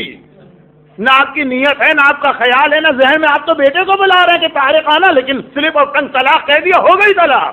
بیوی آرام ہو گئی، بیوی کو چھوڑنا پڑے گا بچے کو بلاتے بلاتے. اس لیے کوئی ایسا نام اپنے بچے کا نہ رکھیں جو طلاق سے ملتا جلتا ہو. غلطی سے بھی آپ کی زبان پہ آ گیا تو ہو گئی طلاق. لیکن یہ شیعوں کا طریقہ کہاں سے بن گیا؟ پوری دنیا میں جہاں جائیے طلاق کا ریشو اتنا بڑھ رہا. لیکن خیر یہ آج کا ٹاپک نہیں. آج کا ٹاپک صرف یہ ہے کہ یہ پرابلم آ بھی اس لیے رہے کہ عورتیں اپنی ڈیوٹی بھول گئی. مردوں کی بھی کچھ ذمہ داری ہے. رسول اللہ نے آخری دم تک جناب خدیجہ کے احسان کو یاد رکھا. وہ اپنی بیوی کو کی جو پریز ہے، جو ان کا حق بنتا ہے، وہ تعریف کر رہے ہیں وہ اپنے شوہر کے ساتھ اس طرح. تو پیغمبر نے کہا عورت کا جہاد، انشاءاللہ اگر ٹاپک میں آیا تو نیکسٹ ٹیوزڈے کو مردوں کا جہاد ذرا ڈیٹیل سے آئے گا، بدر. لیکن عورت کو وہی ثواب جو مرد کو میدان میں جا کے ثواب ملتا ہے، وہ عورت کو گھر میں بیٹھے مل رہا. لیکن شرط یہ ہے کہ واقعاً اپنے گھر کو جنت بنائے، پیس وہاں. دیکھیں گا پیس آف مائنڈ گھر میں ہے نا، تو چاہے گھر میں واقع بھی ہو اچھی زندگی گزرتی ہے، اپنے بزرگوں سے پوچھ لیجیے. لیکن جناب خدیجہ طاہرہ کے پیغمبر نے ایک اور خاص ان کا پریز کیا، اور وہ یہ کہ سب سے پہلے انہوں نے میری تصدیق کی. ان کے ذریعے اللہ نے مجھے اولاد دی. یہ شاید تھوڑا سا یہ بیان امام حسن کی خوشحالی میں آ جائے کہ رسول کی نسل حسن مجتبیٰ سے چلی، اور وہ جناب خدیجہ کے ذریعے سے اپنا مال مجھے دیا، اور انہوں نے سب سے پہلے میری تصدیق کی. دیکھیں یہ بھی پیغمبر نے خاص طور پر جناب خدیجہ کے لیے کہا. بہت بڑی بات ہے، چھوٹی بات نہیں ہوتی. یہ یاد رکھیے گا کہ ایک آدمی اس کی بیوی اس کو پریس کرے دل کی گہرائی سے، یہ بہت مشکل کام ہوتا. بیوی عام طور پہ شوہر کو زیادہ لفٹ نہیں کراتی. وہ تو ہمارے یہاں جوک ہے، لیکن اب شاید اردو کا ہے اس لیے میں گجراتی یا سویڈش زبان میں نہیں سمجھا پاؤں. یہ مشہور ہے کہ ایک صاحب تھے، وہ بڑے متقی اور پرہیزگار تھے، تو ان کو میریکل مل گئے. اور بڑے بڑے میریکل دکھاتے تھے، ساری دنیا کے لوگ ان کے پاس دعا تعویذ پرابلم لے کے آتے تھے. بیوی کبھی نہیں مانتی. سارے لوگ ایسے ہی بکتے ہیں، میں جانتی ہوں اس میں ہے کیا میرے شوہر میں. ایک دن انہوں نے سوچا کہ بغیر بیوی کو انفارم کیے ہوئے کوئی میریکل دکھانا چاہیے. لوگ گھر سے باہر گئے اور میریکل کے ذریعے سے وہ ہوا میں فلائی کرنے لگے. کافی اونچا گھر کے اوپر سے اڑتے ہوئے گئے، خاص دیکھا کہ بیوی دیکھ رہی ہے کہ نہیں دیکھ رہی. بیوی گھر سے نکل آئی، نیا منگے کا آدمی اڑتا ہوا جا رہا. شام کو گھر میں آئے تو بیوی نے کہا کہ پتہ ہے تمہیں، اچھا بہت بڑا کوئی مقدس آدمی ہمارے شہر میں آیا، وہ آسمان سے فلائی کر رہا تھا، اس لیے اس میں طاقت ہے. مسکرا کے کہا کہ وہ میں ہی تو تھا. اب جو سنا بیوی نے کہا اچھا تبھی میں سوچ رہی تھی ٹیڑھے ٹیڑھے کیوں اڑ رہے ہو، اڑنا بھی نہیں آتا. بہت بڑی بات ہوتی. اور اس کا ایک ریزن بھی ہے. اگر بیویاں اپنے شوہر کو لفٹ نہیں کراتی تو ریزن بھی ہے. ریزن جو ہمارے بعض ذاکرین بڑی اچھی ایک ایگزامپل دیتے. ریزن یہ ہے کہ دیکھیے ہر آدمی جب پبلک کے سامنے آتا ہے نا تو یہ وہ ایکچوئل آدمی نہیں ہے. وہ اپنے آپ کو چینج کر کے میک اپ کر کے آیا، کپڑے وپڑے آپ پہن کے آئے، یہاں پہ آپ کچھ اور. پھر جب آپ اپنے ایسے دوستوں کے بیچ میں بیٹھیں گے کہ جن سے بہت اچھے تعلقات ہیں لیکن دوستی ہے، بزرگ نہیں ہوئے، کوئی بڑا نہیں ہوا، بچے نہیں ہوئے، تو تھوڑا سا پھر آپ کے جوک مسخری ہنسی مذاق ہوں گے، گویا آپ اپنے چہرے پر سے ایک پردہ ہٹا دیں، بہت ہی فرینک دوستوں کے پاس جائیں گے، یہ گالم گلوچ سے بات ہوتی ہے، وہاں پہ آپ اور کھولیں گے، لیکن پھر بھی کچھ نہ کچھ اپنے آپ کو چھپائیں گے۔ بیوی چونکہ 24 گھنٹے گھر میں رہتی، اس کے سامنے تو ایک شخص کی ساری چیزیں، ساری حرکتیں، ساری عادتیں، ایک ایگزامپل ہمارے علماء دیتے ہیں، بڑی اچھی مثال ہے، میں اپنے حوالے سے کہہ دوں۔ فرض کیجئے کہ میں نے ایک مجلس پڑھی نماز کے بارے میں، اور بہت ہی ماسٹر پیس مجلس ہو گئی۔ مجلسیں میری ویسے کچھ نہیں ہوتی عام طور پہ، لیکن کبھی ہو گئی اتفاق سے، فرض کیجیے، جس کو اردو میں کہتے ہیں تکا لگ گیا، یا انگلش میں کہتے ہیں فلوک میں۔ بہت اچھی مجلس، اور مجلس ممبر پڑھ کے ممبر سے اترا تو حجت الاسلام مولانا مقبول احمد صاحب جیسے متقی پرہیزگار علماء جو بچوں کے ساتھ، چھوٹوں کے ساتھ شفقت کرتے ہیں، انہوں نے کہا بھائی بہت اچھی مجلس پڑھی۔ جوانوں نے کہا کہ مولانا آج آپ نے ہم کو جھنجھوڑ کے رکھ دیا، ایسی آیتیں، ایسی حدیثیں سنائیں کہ بس آج سے ہم نماز پڑھیں گے۔ چھوٹے بچوں نے بھی کہا کہ ایک ایک چیز سمجھ میں آ رہی ہے، اب ہماری سمجھ میں آئے نماز کیا ہے۔ غرض یہ کہ ممبر سے لے کے گھر جانے تک جو مل رہا ہے وہ تعریف کر رہا ہے نماز کی، مجلس کی، بڑی اچھی مجلس ہو گئی۔ آیتیں بھی بہت ہی مناسب، جو پوائنٹ کہنا چاہ رہا ہوں اسی والی آیت ہے، حدیثوں کا سلیکشن بھی بہت اچھا، واقعات بھی، اسٹائل بھی، ہر چیز بہت اچھی۔ گھر میں پہنچا تو ادھر بیوی بھی آئیں گھر مجلس سن کے، میں نے ان سے پوچھ لیا کہ بھائی کیسی رہی مجلس؟ کہا بھائی آپ مجلس پڑھ رہے تھے اور میں پوری مجلس میں رومال یا دوپٹہ منہ میں رکھ کے اپنی ہنسی روک رہی تھی۔ ہاں سب لوگ جو تھے وہ قرآن کی آیتوں اور حدیثوں سے اتنے متاثر، لوگوں کو رونا آ رہا تھا جہنم کے واقعات سن کر، آپ کی ہنسی نہیں رک رہی تھی۔ کہا کہ ہاں آپ اتنے زور و شور سے پڑھ رہے تھے نماز اور نماز اور نماز، اور مجھے یاد آ رہا تھا میں صبح کے وقت اٹھاتی تھی، فجر کا وقت ہو گیا نماز پڑھو، اب ہوں کر کے کروٹ بدل کے سو جایا کرتے۔ اس کو ہنسی آئے گی کہ نہیں آئے گی کہ جو ممبر سے صبح کی نماز میں مجمع کو ہلا کے رکھ رہا، وہ خود اپنی نماز قضا کر رہا؟ کیونکہ بیویاں سب چیزیں جانتی، ان کو معلوم ہے نا آدمی کیسے گھر میں اپنے آپ کو چھپا۔ اسی لیے قرآن نے کہا شوہر بیوی کے لیے لباس ہے، وہ ہن لباس لکم، وہ تمہارے لیے لباس ہے۔ آدمی اپنا جسم سب سے چھپا سکتا ہے، لباس سے تو نہیں چھپائے گا۔ اس لیے بیویاں آسانی سے نہیں مانتی ہیں شوہر کی عظمت کو، عزت بچانے کے لیے چاہے مجمع میں بھی کبھی تعریف کر دے، لیکن حقیقت تو پتا ہے نا۔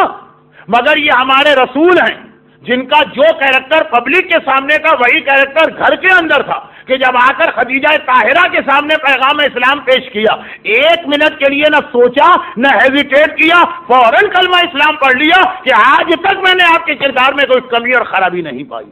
یہ پیغمبر کی عظمت ہے کہ ایک کیریکٹر ہے گھر کے اندر گھر کے باہر، اور یہ خدیجہ طاہرہ کی عظمت ہے کیونکہ جو بعد کی بیوی آئی تھی انہوں نے جس طرح سے رسول اللہ پر، جیسے میں نے ایک مثال شروع میں دی کہ یہ کہہ رہی ہیں کہ آپ کے گھر میں ہمیں صرف مصیبت ہوئی ہے، فاقے ملے، کچھ نہیں ملا، اور ایک تو بیوی نے ایسی بدتمیزی کی رسول اللہ کہ ان کے باپ نے اتنے زور سے ان کے تماچا مارا کہ سرخ تھی اور سرخ ہو گئی۔ جیسا کہا جاتا کہ تھی کہ نہیں تھی اللہ بہتر جانتا، لیکن خلاصہ یہ کہ عظمت ہے وہ خدیجہ طاہرہ کی کہ پیغمبر نے کہا جب سب نے مجھ کو جھٹلایا تو جو گھر میں میرے ساتھ رہنے والی جسے پتا ہے میرا کردار گھر و باہر کا، اس نے سب سے پہلے میرا کلمہ پڑھا۔ اور ذرا سوچئے جناب خدیجہ طاہرہ کے لیے 2 جملے کہوں اور آج کی مجلس ختم۔ آج بھی میری اپولوجی کے 5-7 منٹ میں نے زیادہ لے لیے کیونکہ آج کی رات اتنی بڑی رات ہے۔ وہ یہ کہ جب جناب خدیجہ طاہرہ کی رسول اللہ سے شادی ہوئی تھی تو جو ان کا بزنس کاروان تھا، جو ان کا سامان تجارت تھا، 70,000 اونٹ، اس زمانے کا ایک اونٹ جیسے آج کا کوئی ٹرک یا ٹرالر، کون سی دنیا کی اتنی بڑی آج کمپنی ہے کہ 70,000 ٹرالر پہ اس کا سامان جاتا؟ 1400 سال پہلے دنیا کتنی چھوٹی تھی، دولت کتنی کم تھی، خدیجہ طاہرہ کا سامان 70,000 اونٹوں کے اوپر سامان تجارت جایا کرتا تھا۔ پوری روایت مرحوم مولانا کرار صاحب نے ملکۃ العرب میں ایک کتاب میں لکھی۔ اور دوسری بات یہ کہ ایک دن، یہ اونلی 1 انسٹنس ہے، مدینے میں مکے میں قحط پڑا تھا، یہ اسلام سے پہلے کی بات ہے، کافر مشرک بت پرست، پیغمبر گھر میں پریشان آتے، خدیجہ طاہرہ نے گھبرا کے پوچھا آپ پریشان کیوں؟ ایک اچھی بھی خود تو کیا پریشان کرے گی، باہر بھی اس کا شوہر پریشان ہو برداشت نہیں کرے گی۔ پیغمبر نے کہا پرابلم یہ ہے کہ مکے میں لوگ اس وقت فاقے کر رہے ہیں، یہ کافر ہیں، بت پرست ہیں، مشرک ہیں، میرا دل چاہتا ہے ان کی ہیلپ کروں۔ خدیجہ طاہرہ نے کہا تو یا رسول اللہ میرا مال کس لیے؟ جو میرا مال ہے وہ آپ کے لیے ہے۔ اسی وقت اپنے غلام کو بلائے، یہ افریقہ کا غلام تھا، آپ کی میجورٹی تو افریقہ سے آئی ہے نا۔ 6 فٹ یعنی 2-2.5 میٹر تو لمبا تھا یہ غلام، اتنا سونا اور چاندی لا کے رکھا کہ وہ غلام اس کے پیچھے چھپ گیا، نظر نہیں آ رہا۔ کہا کہ یا رسول اللہ اس وقت گھر میں اتنا ہی کچھ ہے، لے جائیے جہاں آپ کا دل چاہے خرچ کریں۔ ہماری عورتیں کبھی کمپلین کرنے سے ان کو فرصت نہیں ملتی، جتنا بھی آپ دیں گے کم۔ خدیجہ طاہرہ اپنا جو کچھ مال ہے سب رسول پہ قربان کر رہے۔ اینڈ یہ ہوا کہ 3 سال مکے کے کافروں نے ایک ایگریمنٹ کر کے رسول کا بائیکاٹ کیا، صرف رسول کا بائیکاٹ، مگر رسول کی فیملی کے لیے آفر تھی کہ اگر تم رسول کا ساتھ چھوڑ دو تو آؤ ہمارے ساتھ رہو، تمہارا کوئی بائیکاٹ نہیں۔ خدیجہ طاہرہ کو اسپیشل آفر تھی، کیونکہ خدیجہ طاہرہ تو عربوں کے حساب سے رسول کے ٹرائب کی بھی نہیں تھی، یہ بنی ہاشم نہیں تھی۔ کہا خدیجہ تمہارا اور رسول کا کیا تعلق، تم اگر آ جاؤ مکے میں رہو تمہارے لیے ہر فیسلٹی۔ خدیجہ طاہرہ نے کہا کہ تمہاری ساری فیسلٹیز چھوڑ کر میں رسول کے پاس جا رہی ہوں، جہاں پہ 3 سال کھانے اور پانی کی بھی شارٹیج۔ مکے والوں نے کہا تھا نہ کوئی رسول کے ہاتھ کوئی چیز بیچے گا، نہ خریدے گا، نہ کوئی ڈیلنگ کرے گا۔ صرف سال میں 2 موقع آتے تھے، رجب کا عمرہ اور ذی الحجہ کا حج، جب مکے کے باہر کے لوگ آتے تھے مکے، ان سے تھوڑا بہت کچھ بزنس ڈیلنگ ہو جاتی تھی، صرف 2 مرتبہ، پھر پورا سال فاقے۔ 3 سال اس زحمت میں گزرے۔ آپ 1 مہینے کے رمضان کے ان روزوں میں جس میں 12 گھنٹے اگر فاقہ کرتے ہیں تو کتنے اچھے کھانے شام کو کھاتے ہیں، اس میں جو ہے حالت خراب ہو جاتی ہے۔ لوگ پوچھتے ہیں کہ مولانا آپ کتنے دن باقی بیٹھے ہیں؟ نہیں یہ تو پوچھتے بھی نہیں، تو خود ہی چیک کرتے رہتے ہیں۔ 29 رمضان کو پوچھتے ہیں کہیں چاند ہو گیا؟ صرف 1 مہینے کا فاقہ 3 سال، اور وہ عورت جو اتنی مالدار تھی، فاقے والے گھر سے آتی اور فاقے کرتی تو کوئی بات نہیں تھی، جو اتنی مالدار تھی۔ آخر میں پرابلم بھی یہی ہوا کہ آخری جو ویک تھا اس میں اتنا زیادہ بھوک کا پرابلم بڑھا کہ ایک پلانٹ کو کھود کر خدیجہ طاہرہ نے اس کو نکالا تھا، اس کے اندر نیچے روٹ میں کچھ زہر تھا، وہ استعمال کیا، وہ زہر خدیجہ طاہرہ کے جسم میں گردش کرنے لگا، اور پھر وہی وہ واقعہ ہوا کہ جو ایگریمنٹ لکھا تھا وہ دیمک نے کھا لیا تھا۔ یہ لوگ واپس آئے، جیسے ہی مکے واپس آئے 2 مہینے کے اندر رسول کے اوپر یہ دونوں ٹریجڈیز ہوئی۔ پہلے 26 رجب کو حضرت ابو طالب کا انتقال ہوا، اور پھر 1 مہینے اور 15 دن 1.5 مہینے کے بعد 9 رمضان کا روزہ ختم ہو گیا، اس وقت تک روزے واجب نہیں ہوئے تھے۔ 9 رمضان کی ڈیٹ ختم ہوئی، آج رات کے آخر میں جناب خدیجہ کا انتقال ہوا۔ ذرا سوچئے رسول اللہ نے حضرت خدیجہ کا ایسا ماتم کیا کہ پورا 1 سال پیغمبر سوگ کرتے رہے۔ آج تک ہسٹری میں نام ہے عام الحزن، پورا 1 سال جس میں غم کیا گیا اور سوگ کیا گیا۔ مسلمان کہتے ہیں نا یہ سوگ کہاں سے آ گیا؟ ارے رسول 1 سال مسلسل اپنے چچا ابو طالب اور اپنی اس بیوی کی جو ہماری اور آپ کی ماں خدیجہ طاہرہ، ان کی عزاداری قائم کی 1 سال پورا۔ وہ آج ہی کی رات ہے، فاطمہ زہرا پیدا ہو چکی تھی اور ایج فقط 5 سال کی تھی۔ اب یہاں پہ میں مسائل میں ایک ایسی روایت پڑھ رہا ہوں جو آج کل ہمارے یہاں کم پڑھی جاتی ہے، مرحوم مولانا ابن حسن ننہروی صاحب اکثر پڑھا کرتے تھے، اور جو میرا اصل ٹاپک چل رہا ہے یہ اس کا ایک حصہ بھی ہے۔ وہ یہ کہ جب زمانے کے امام واپس آئیں گے نا تو خالی امام زمانہ نہیں آئیں گے، 1 بائی 1 سارے معصومین آئیں گے، اور سب سے آخر میں شہزادی فاطمہ آئیں گے، اور اس کے بعد اہل بیت کی فیملی کے دیگر ممبرز بھی آئیں گے، لیڈیز اور جینٹس۔ یہ ایک روایت ہے جس کی ڈیٹیل انشاءاللہ موقع ملا تو رجعت کے عنوان سے جو 1-2 تقریریں ہوں گی اس میں آ جائے گی۔ اب خلاصہ یہ کہ 9 رمضان کا دن ختم ہوا، زہر جناب خدیجہ کی باڈی کے اندر سرکولیٹ کر رہا، تکلیف بڑھتی چلی جا رہی، جناب خدیجہ طاہرہ نے فجر کی نماز کے قریب ایک بار اپنی بیٹی فاطمہ زہرا کو بلایا، شہزادی کو بوسہ دیا، اور اس دنیا سے جناب خدیجہ 10 رمضان کی صبح کو رخصت ہو گئی۔ پیغمبر اسلام کی آنکھوں میں آنسو، مولائے کائنات کو بلاتے ہیں، اور ایک بار علی اور رسول نے مل کر خدیجہ طاہرہ کا جنازہ اٹھایا اور جنت المعلا میں، جو جنت المعلا بھی کہلاتا ہے، جا کے دفن کیا۔ انشاءاللہ آپ میں سے جو لوگ اس سال یا آنے والے سالوں میں حج پہ جائیں گے تو اپنی ماں کی قبر کی زیارت بھی کریں گے۔ پہلے تو وہاں جانے ہی نہیں دیتے تھے، اب اس کے بہت قریب تک جانے دیتے ہیں۔ پیغمبر نے وہاں لے جا کے جناب خدیجہ کو دفن کیا۔ جب واپس آئے تو دیکھا گھر کے صحن میں فاطمہ زہرا بے چینی اور بے قراری سے ٹہل رہی ہیں، روتی جا رہی ہیں، کہتی جا رہی ہیں، بابا آپ میری ماں کو کہاں لے کے گئے؟ ہائے میری ماں!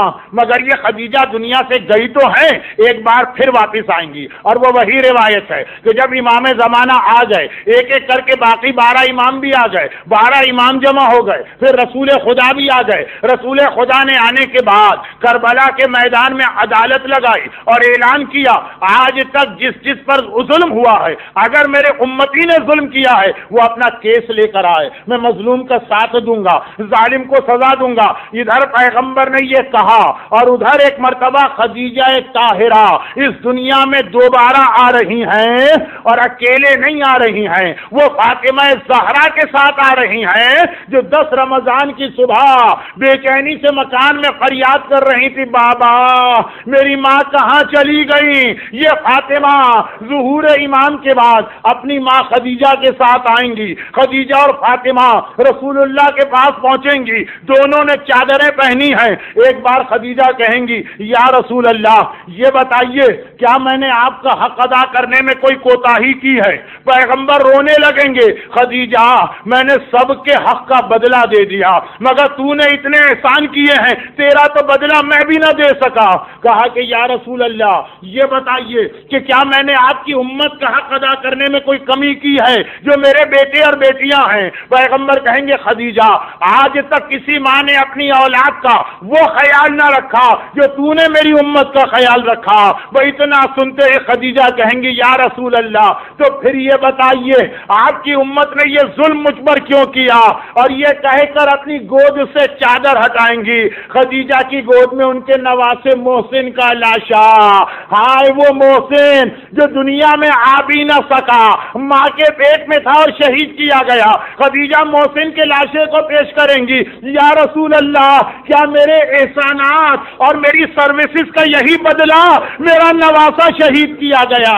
راوی نے امام سے ایک سوال کیا، کہا مولا ایک بات سمجھ میں نہیں آئی، آپ نے کہا تھا کہ فاطمہ بھی آ رہی ہیں، تو محسن تو فاطمہ کی گود میں ہونا چاہیے، بیٹے کو لے کے ماں کو آنا چاہیے۔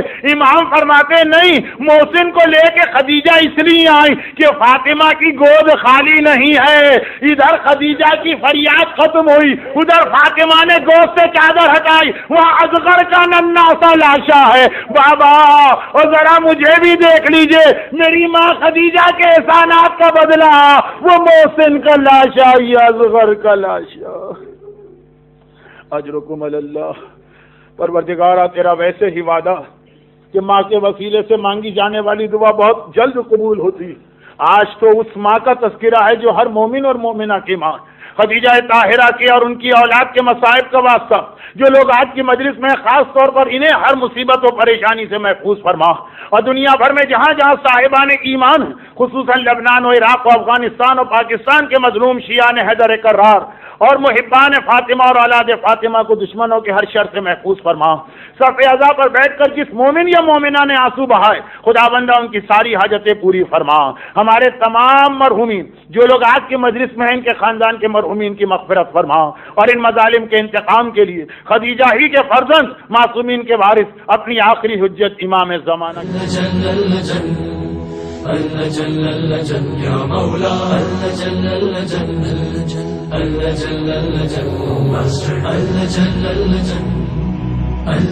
يا صاحب السماء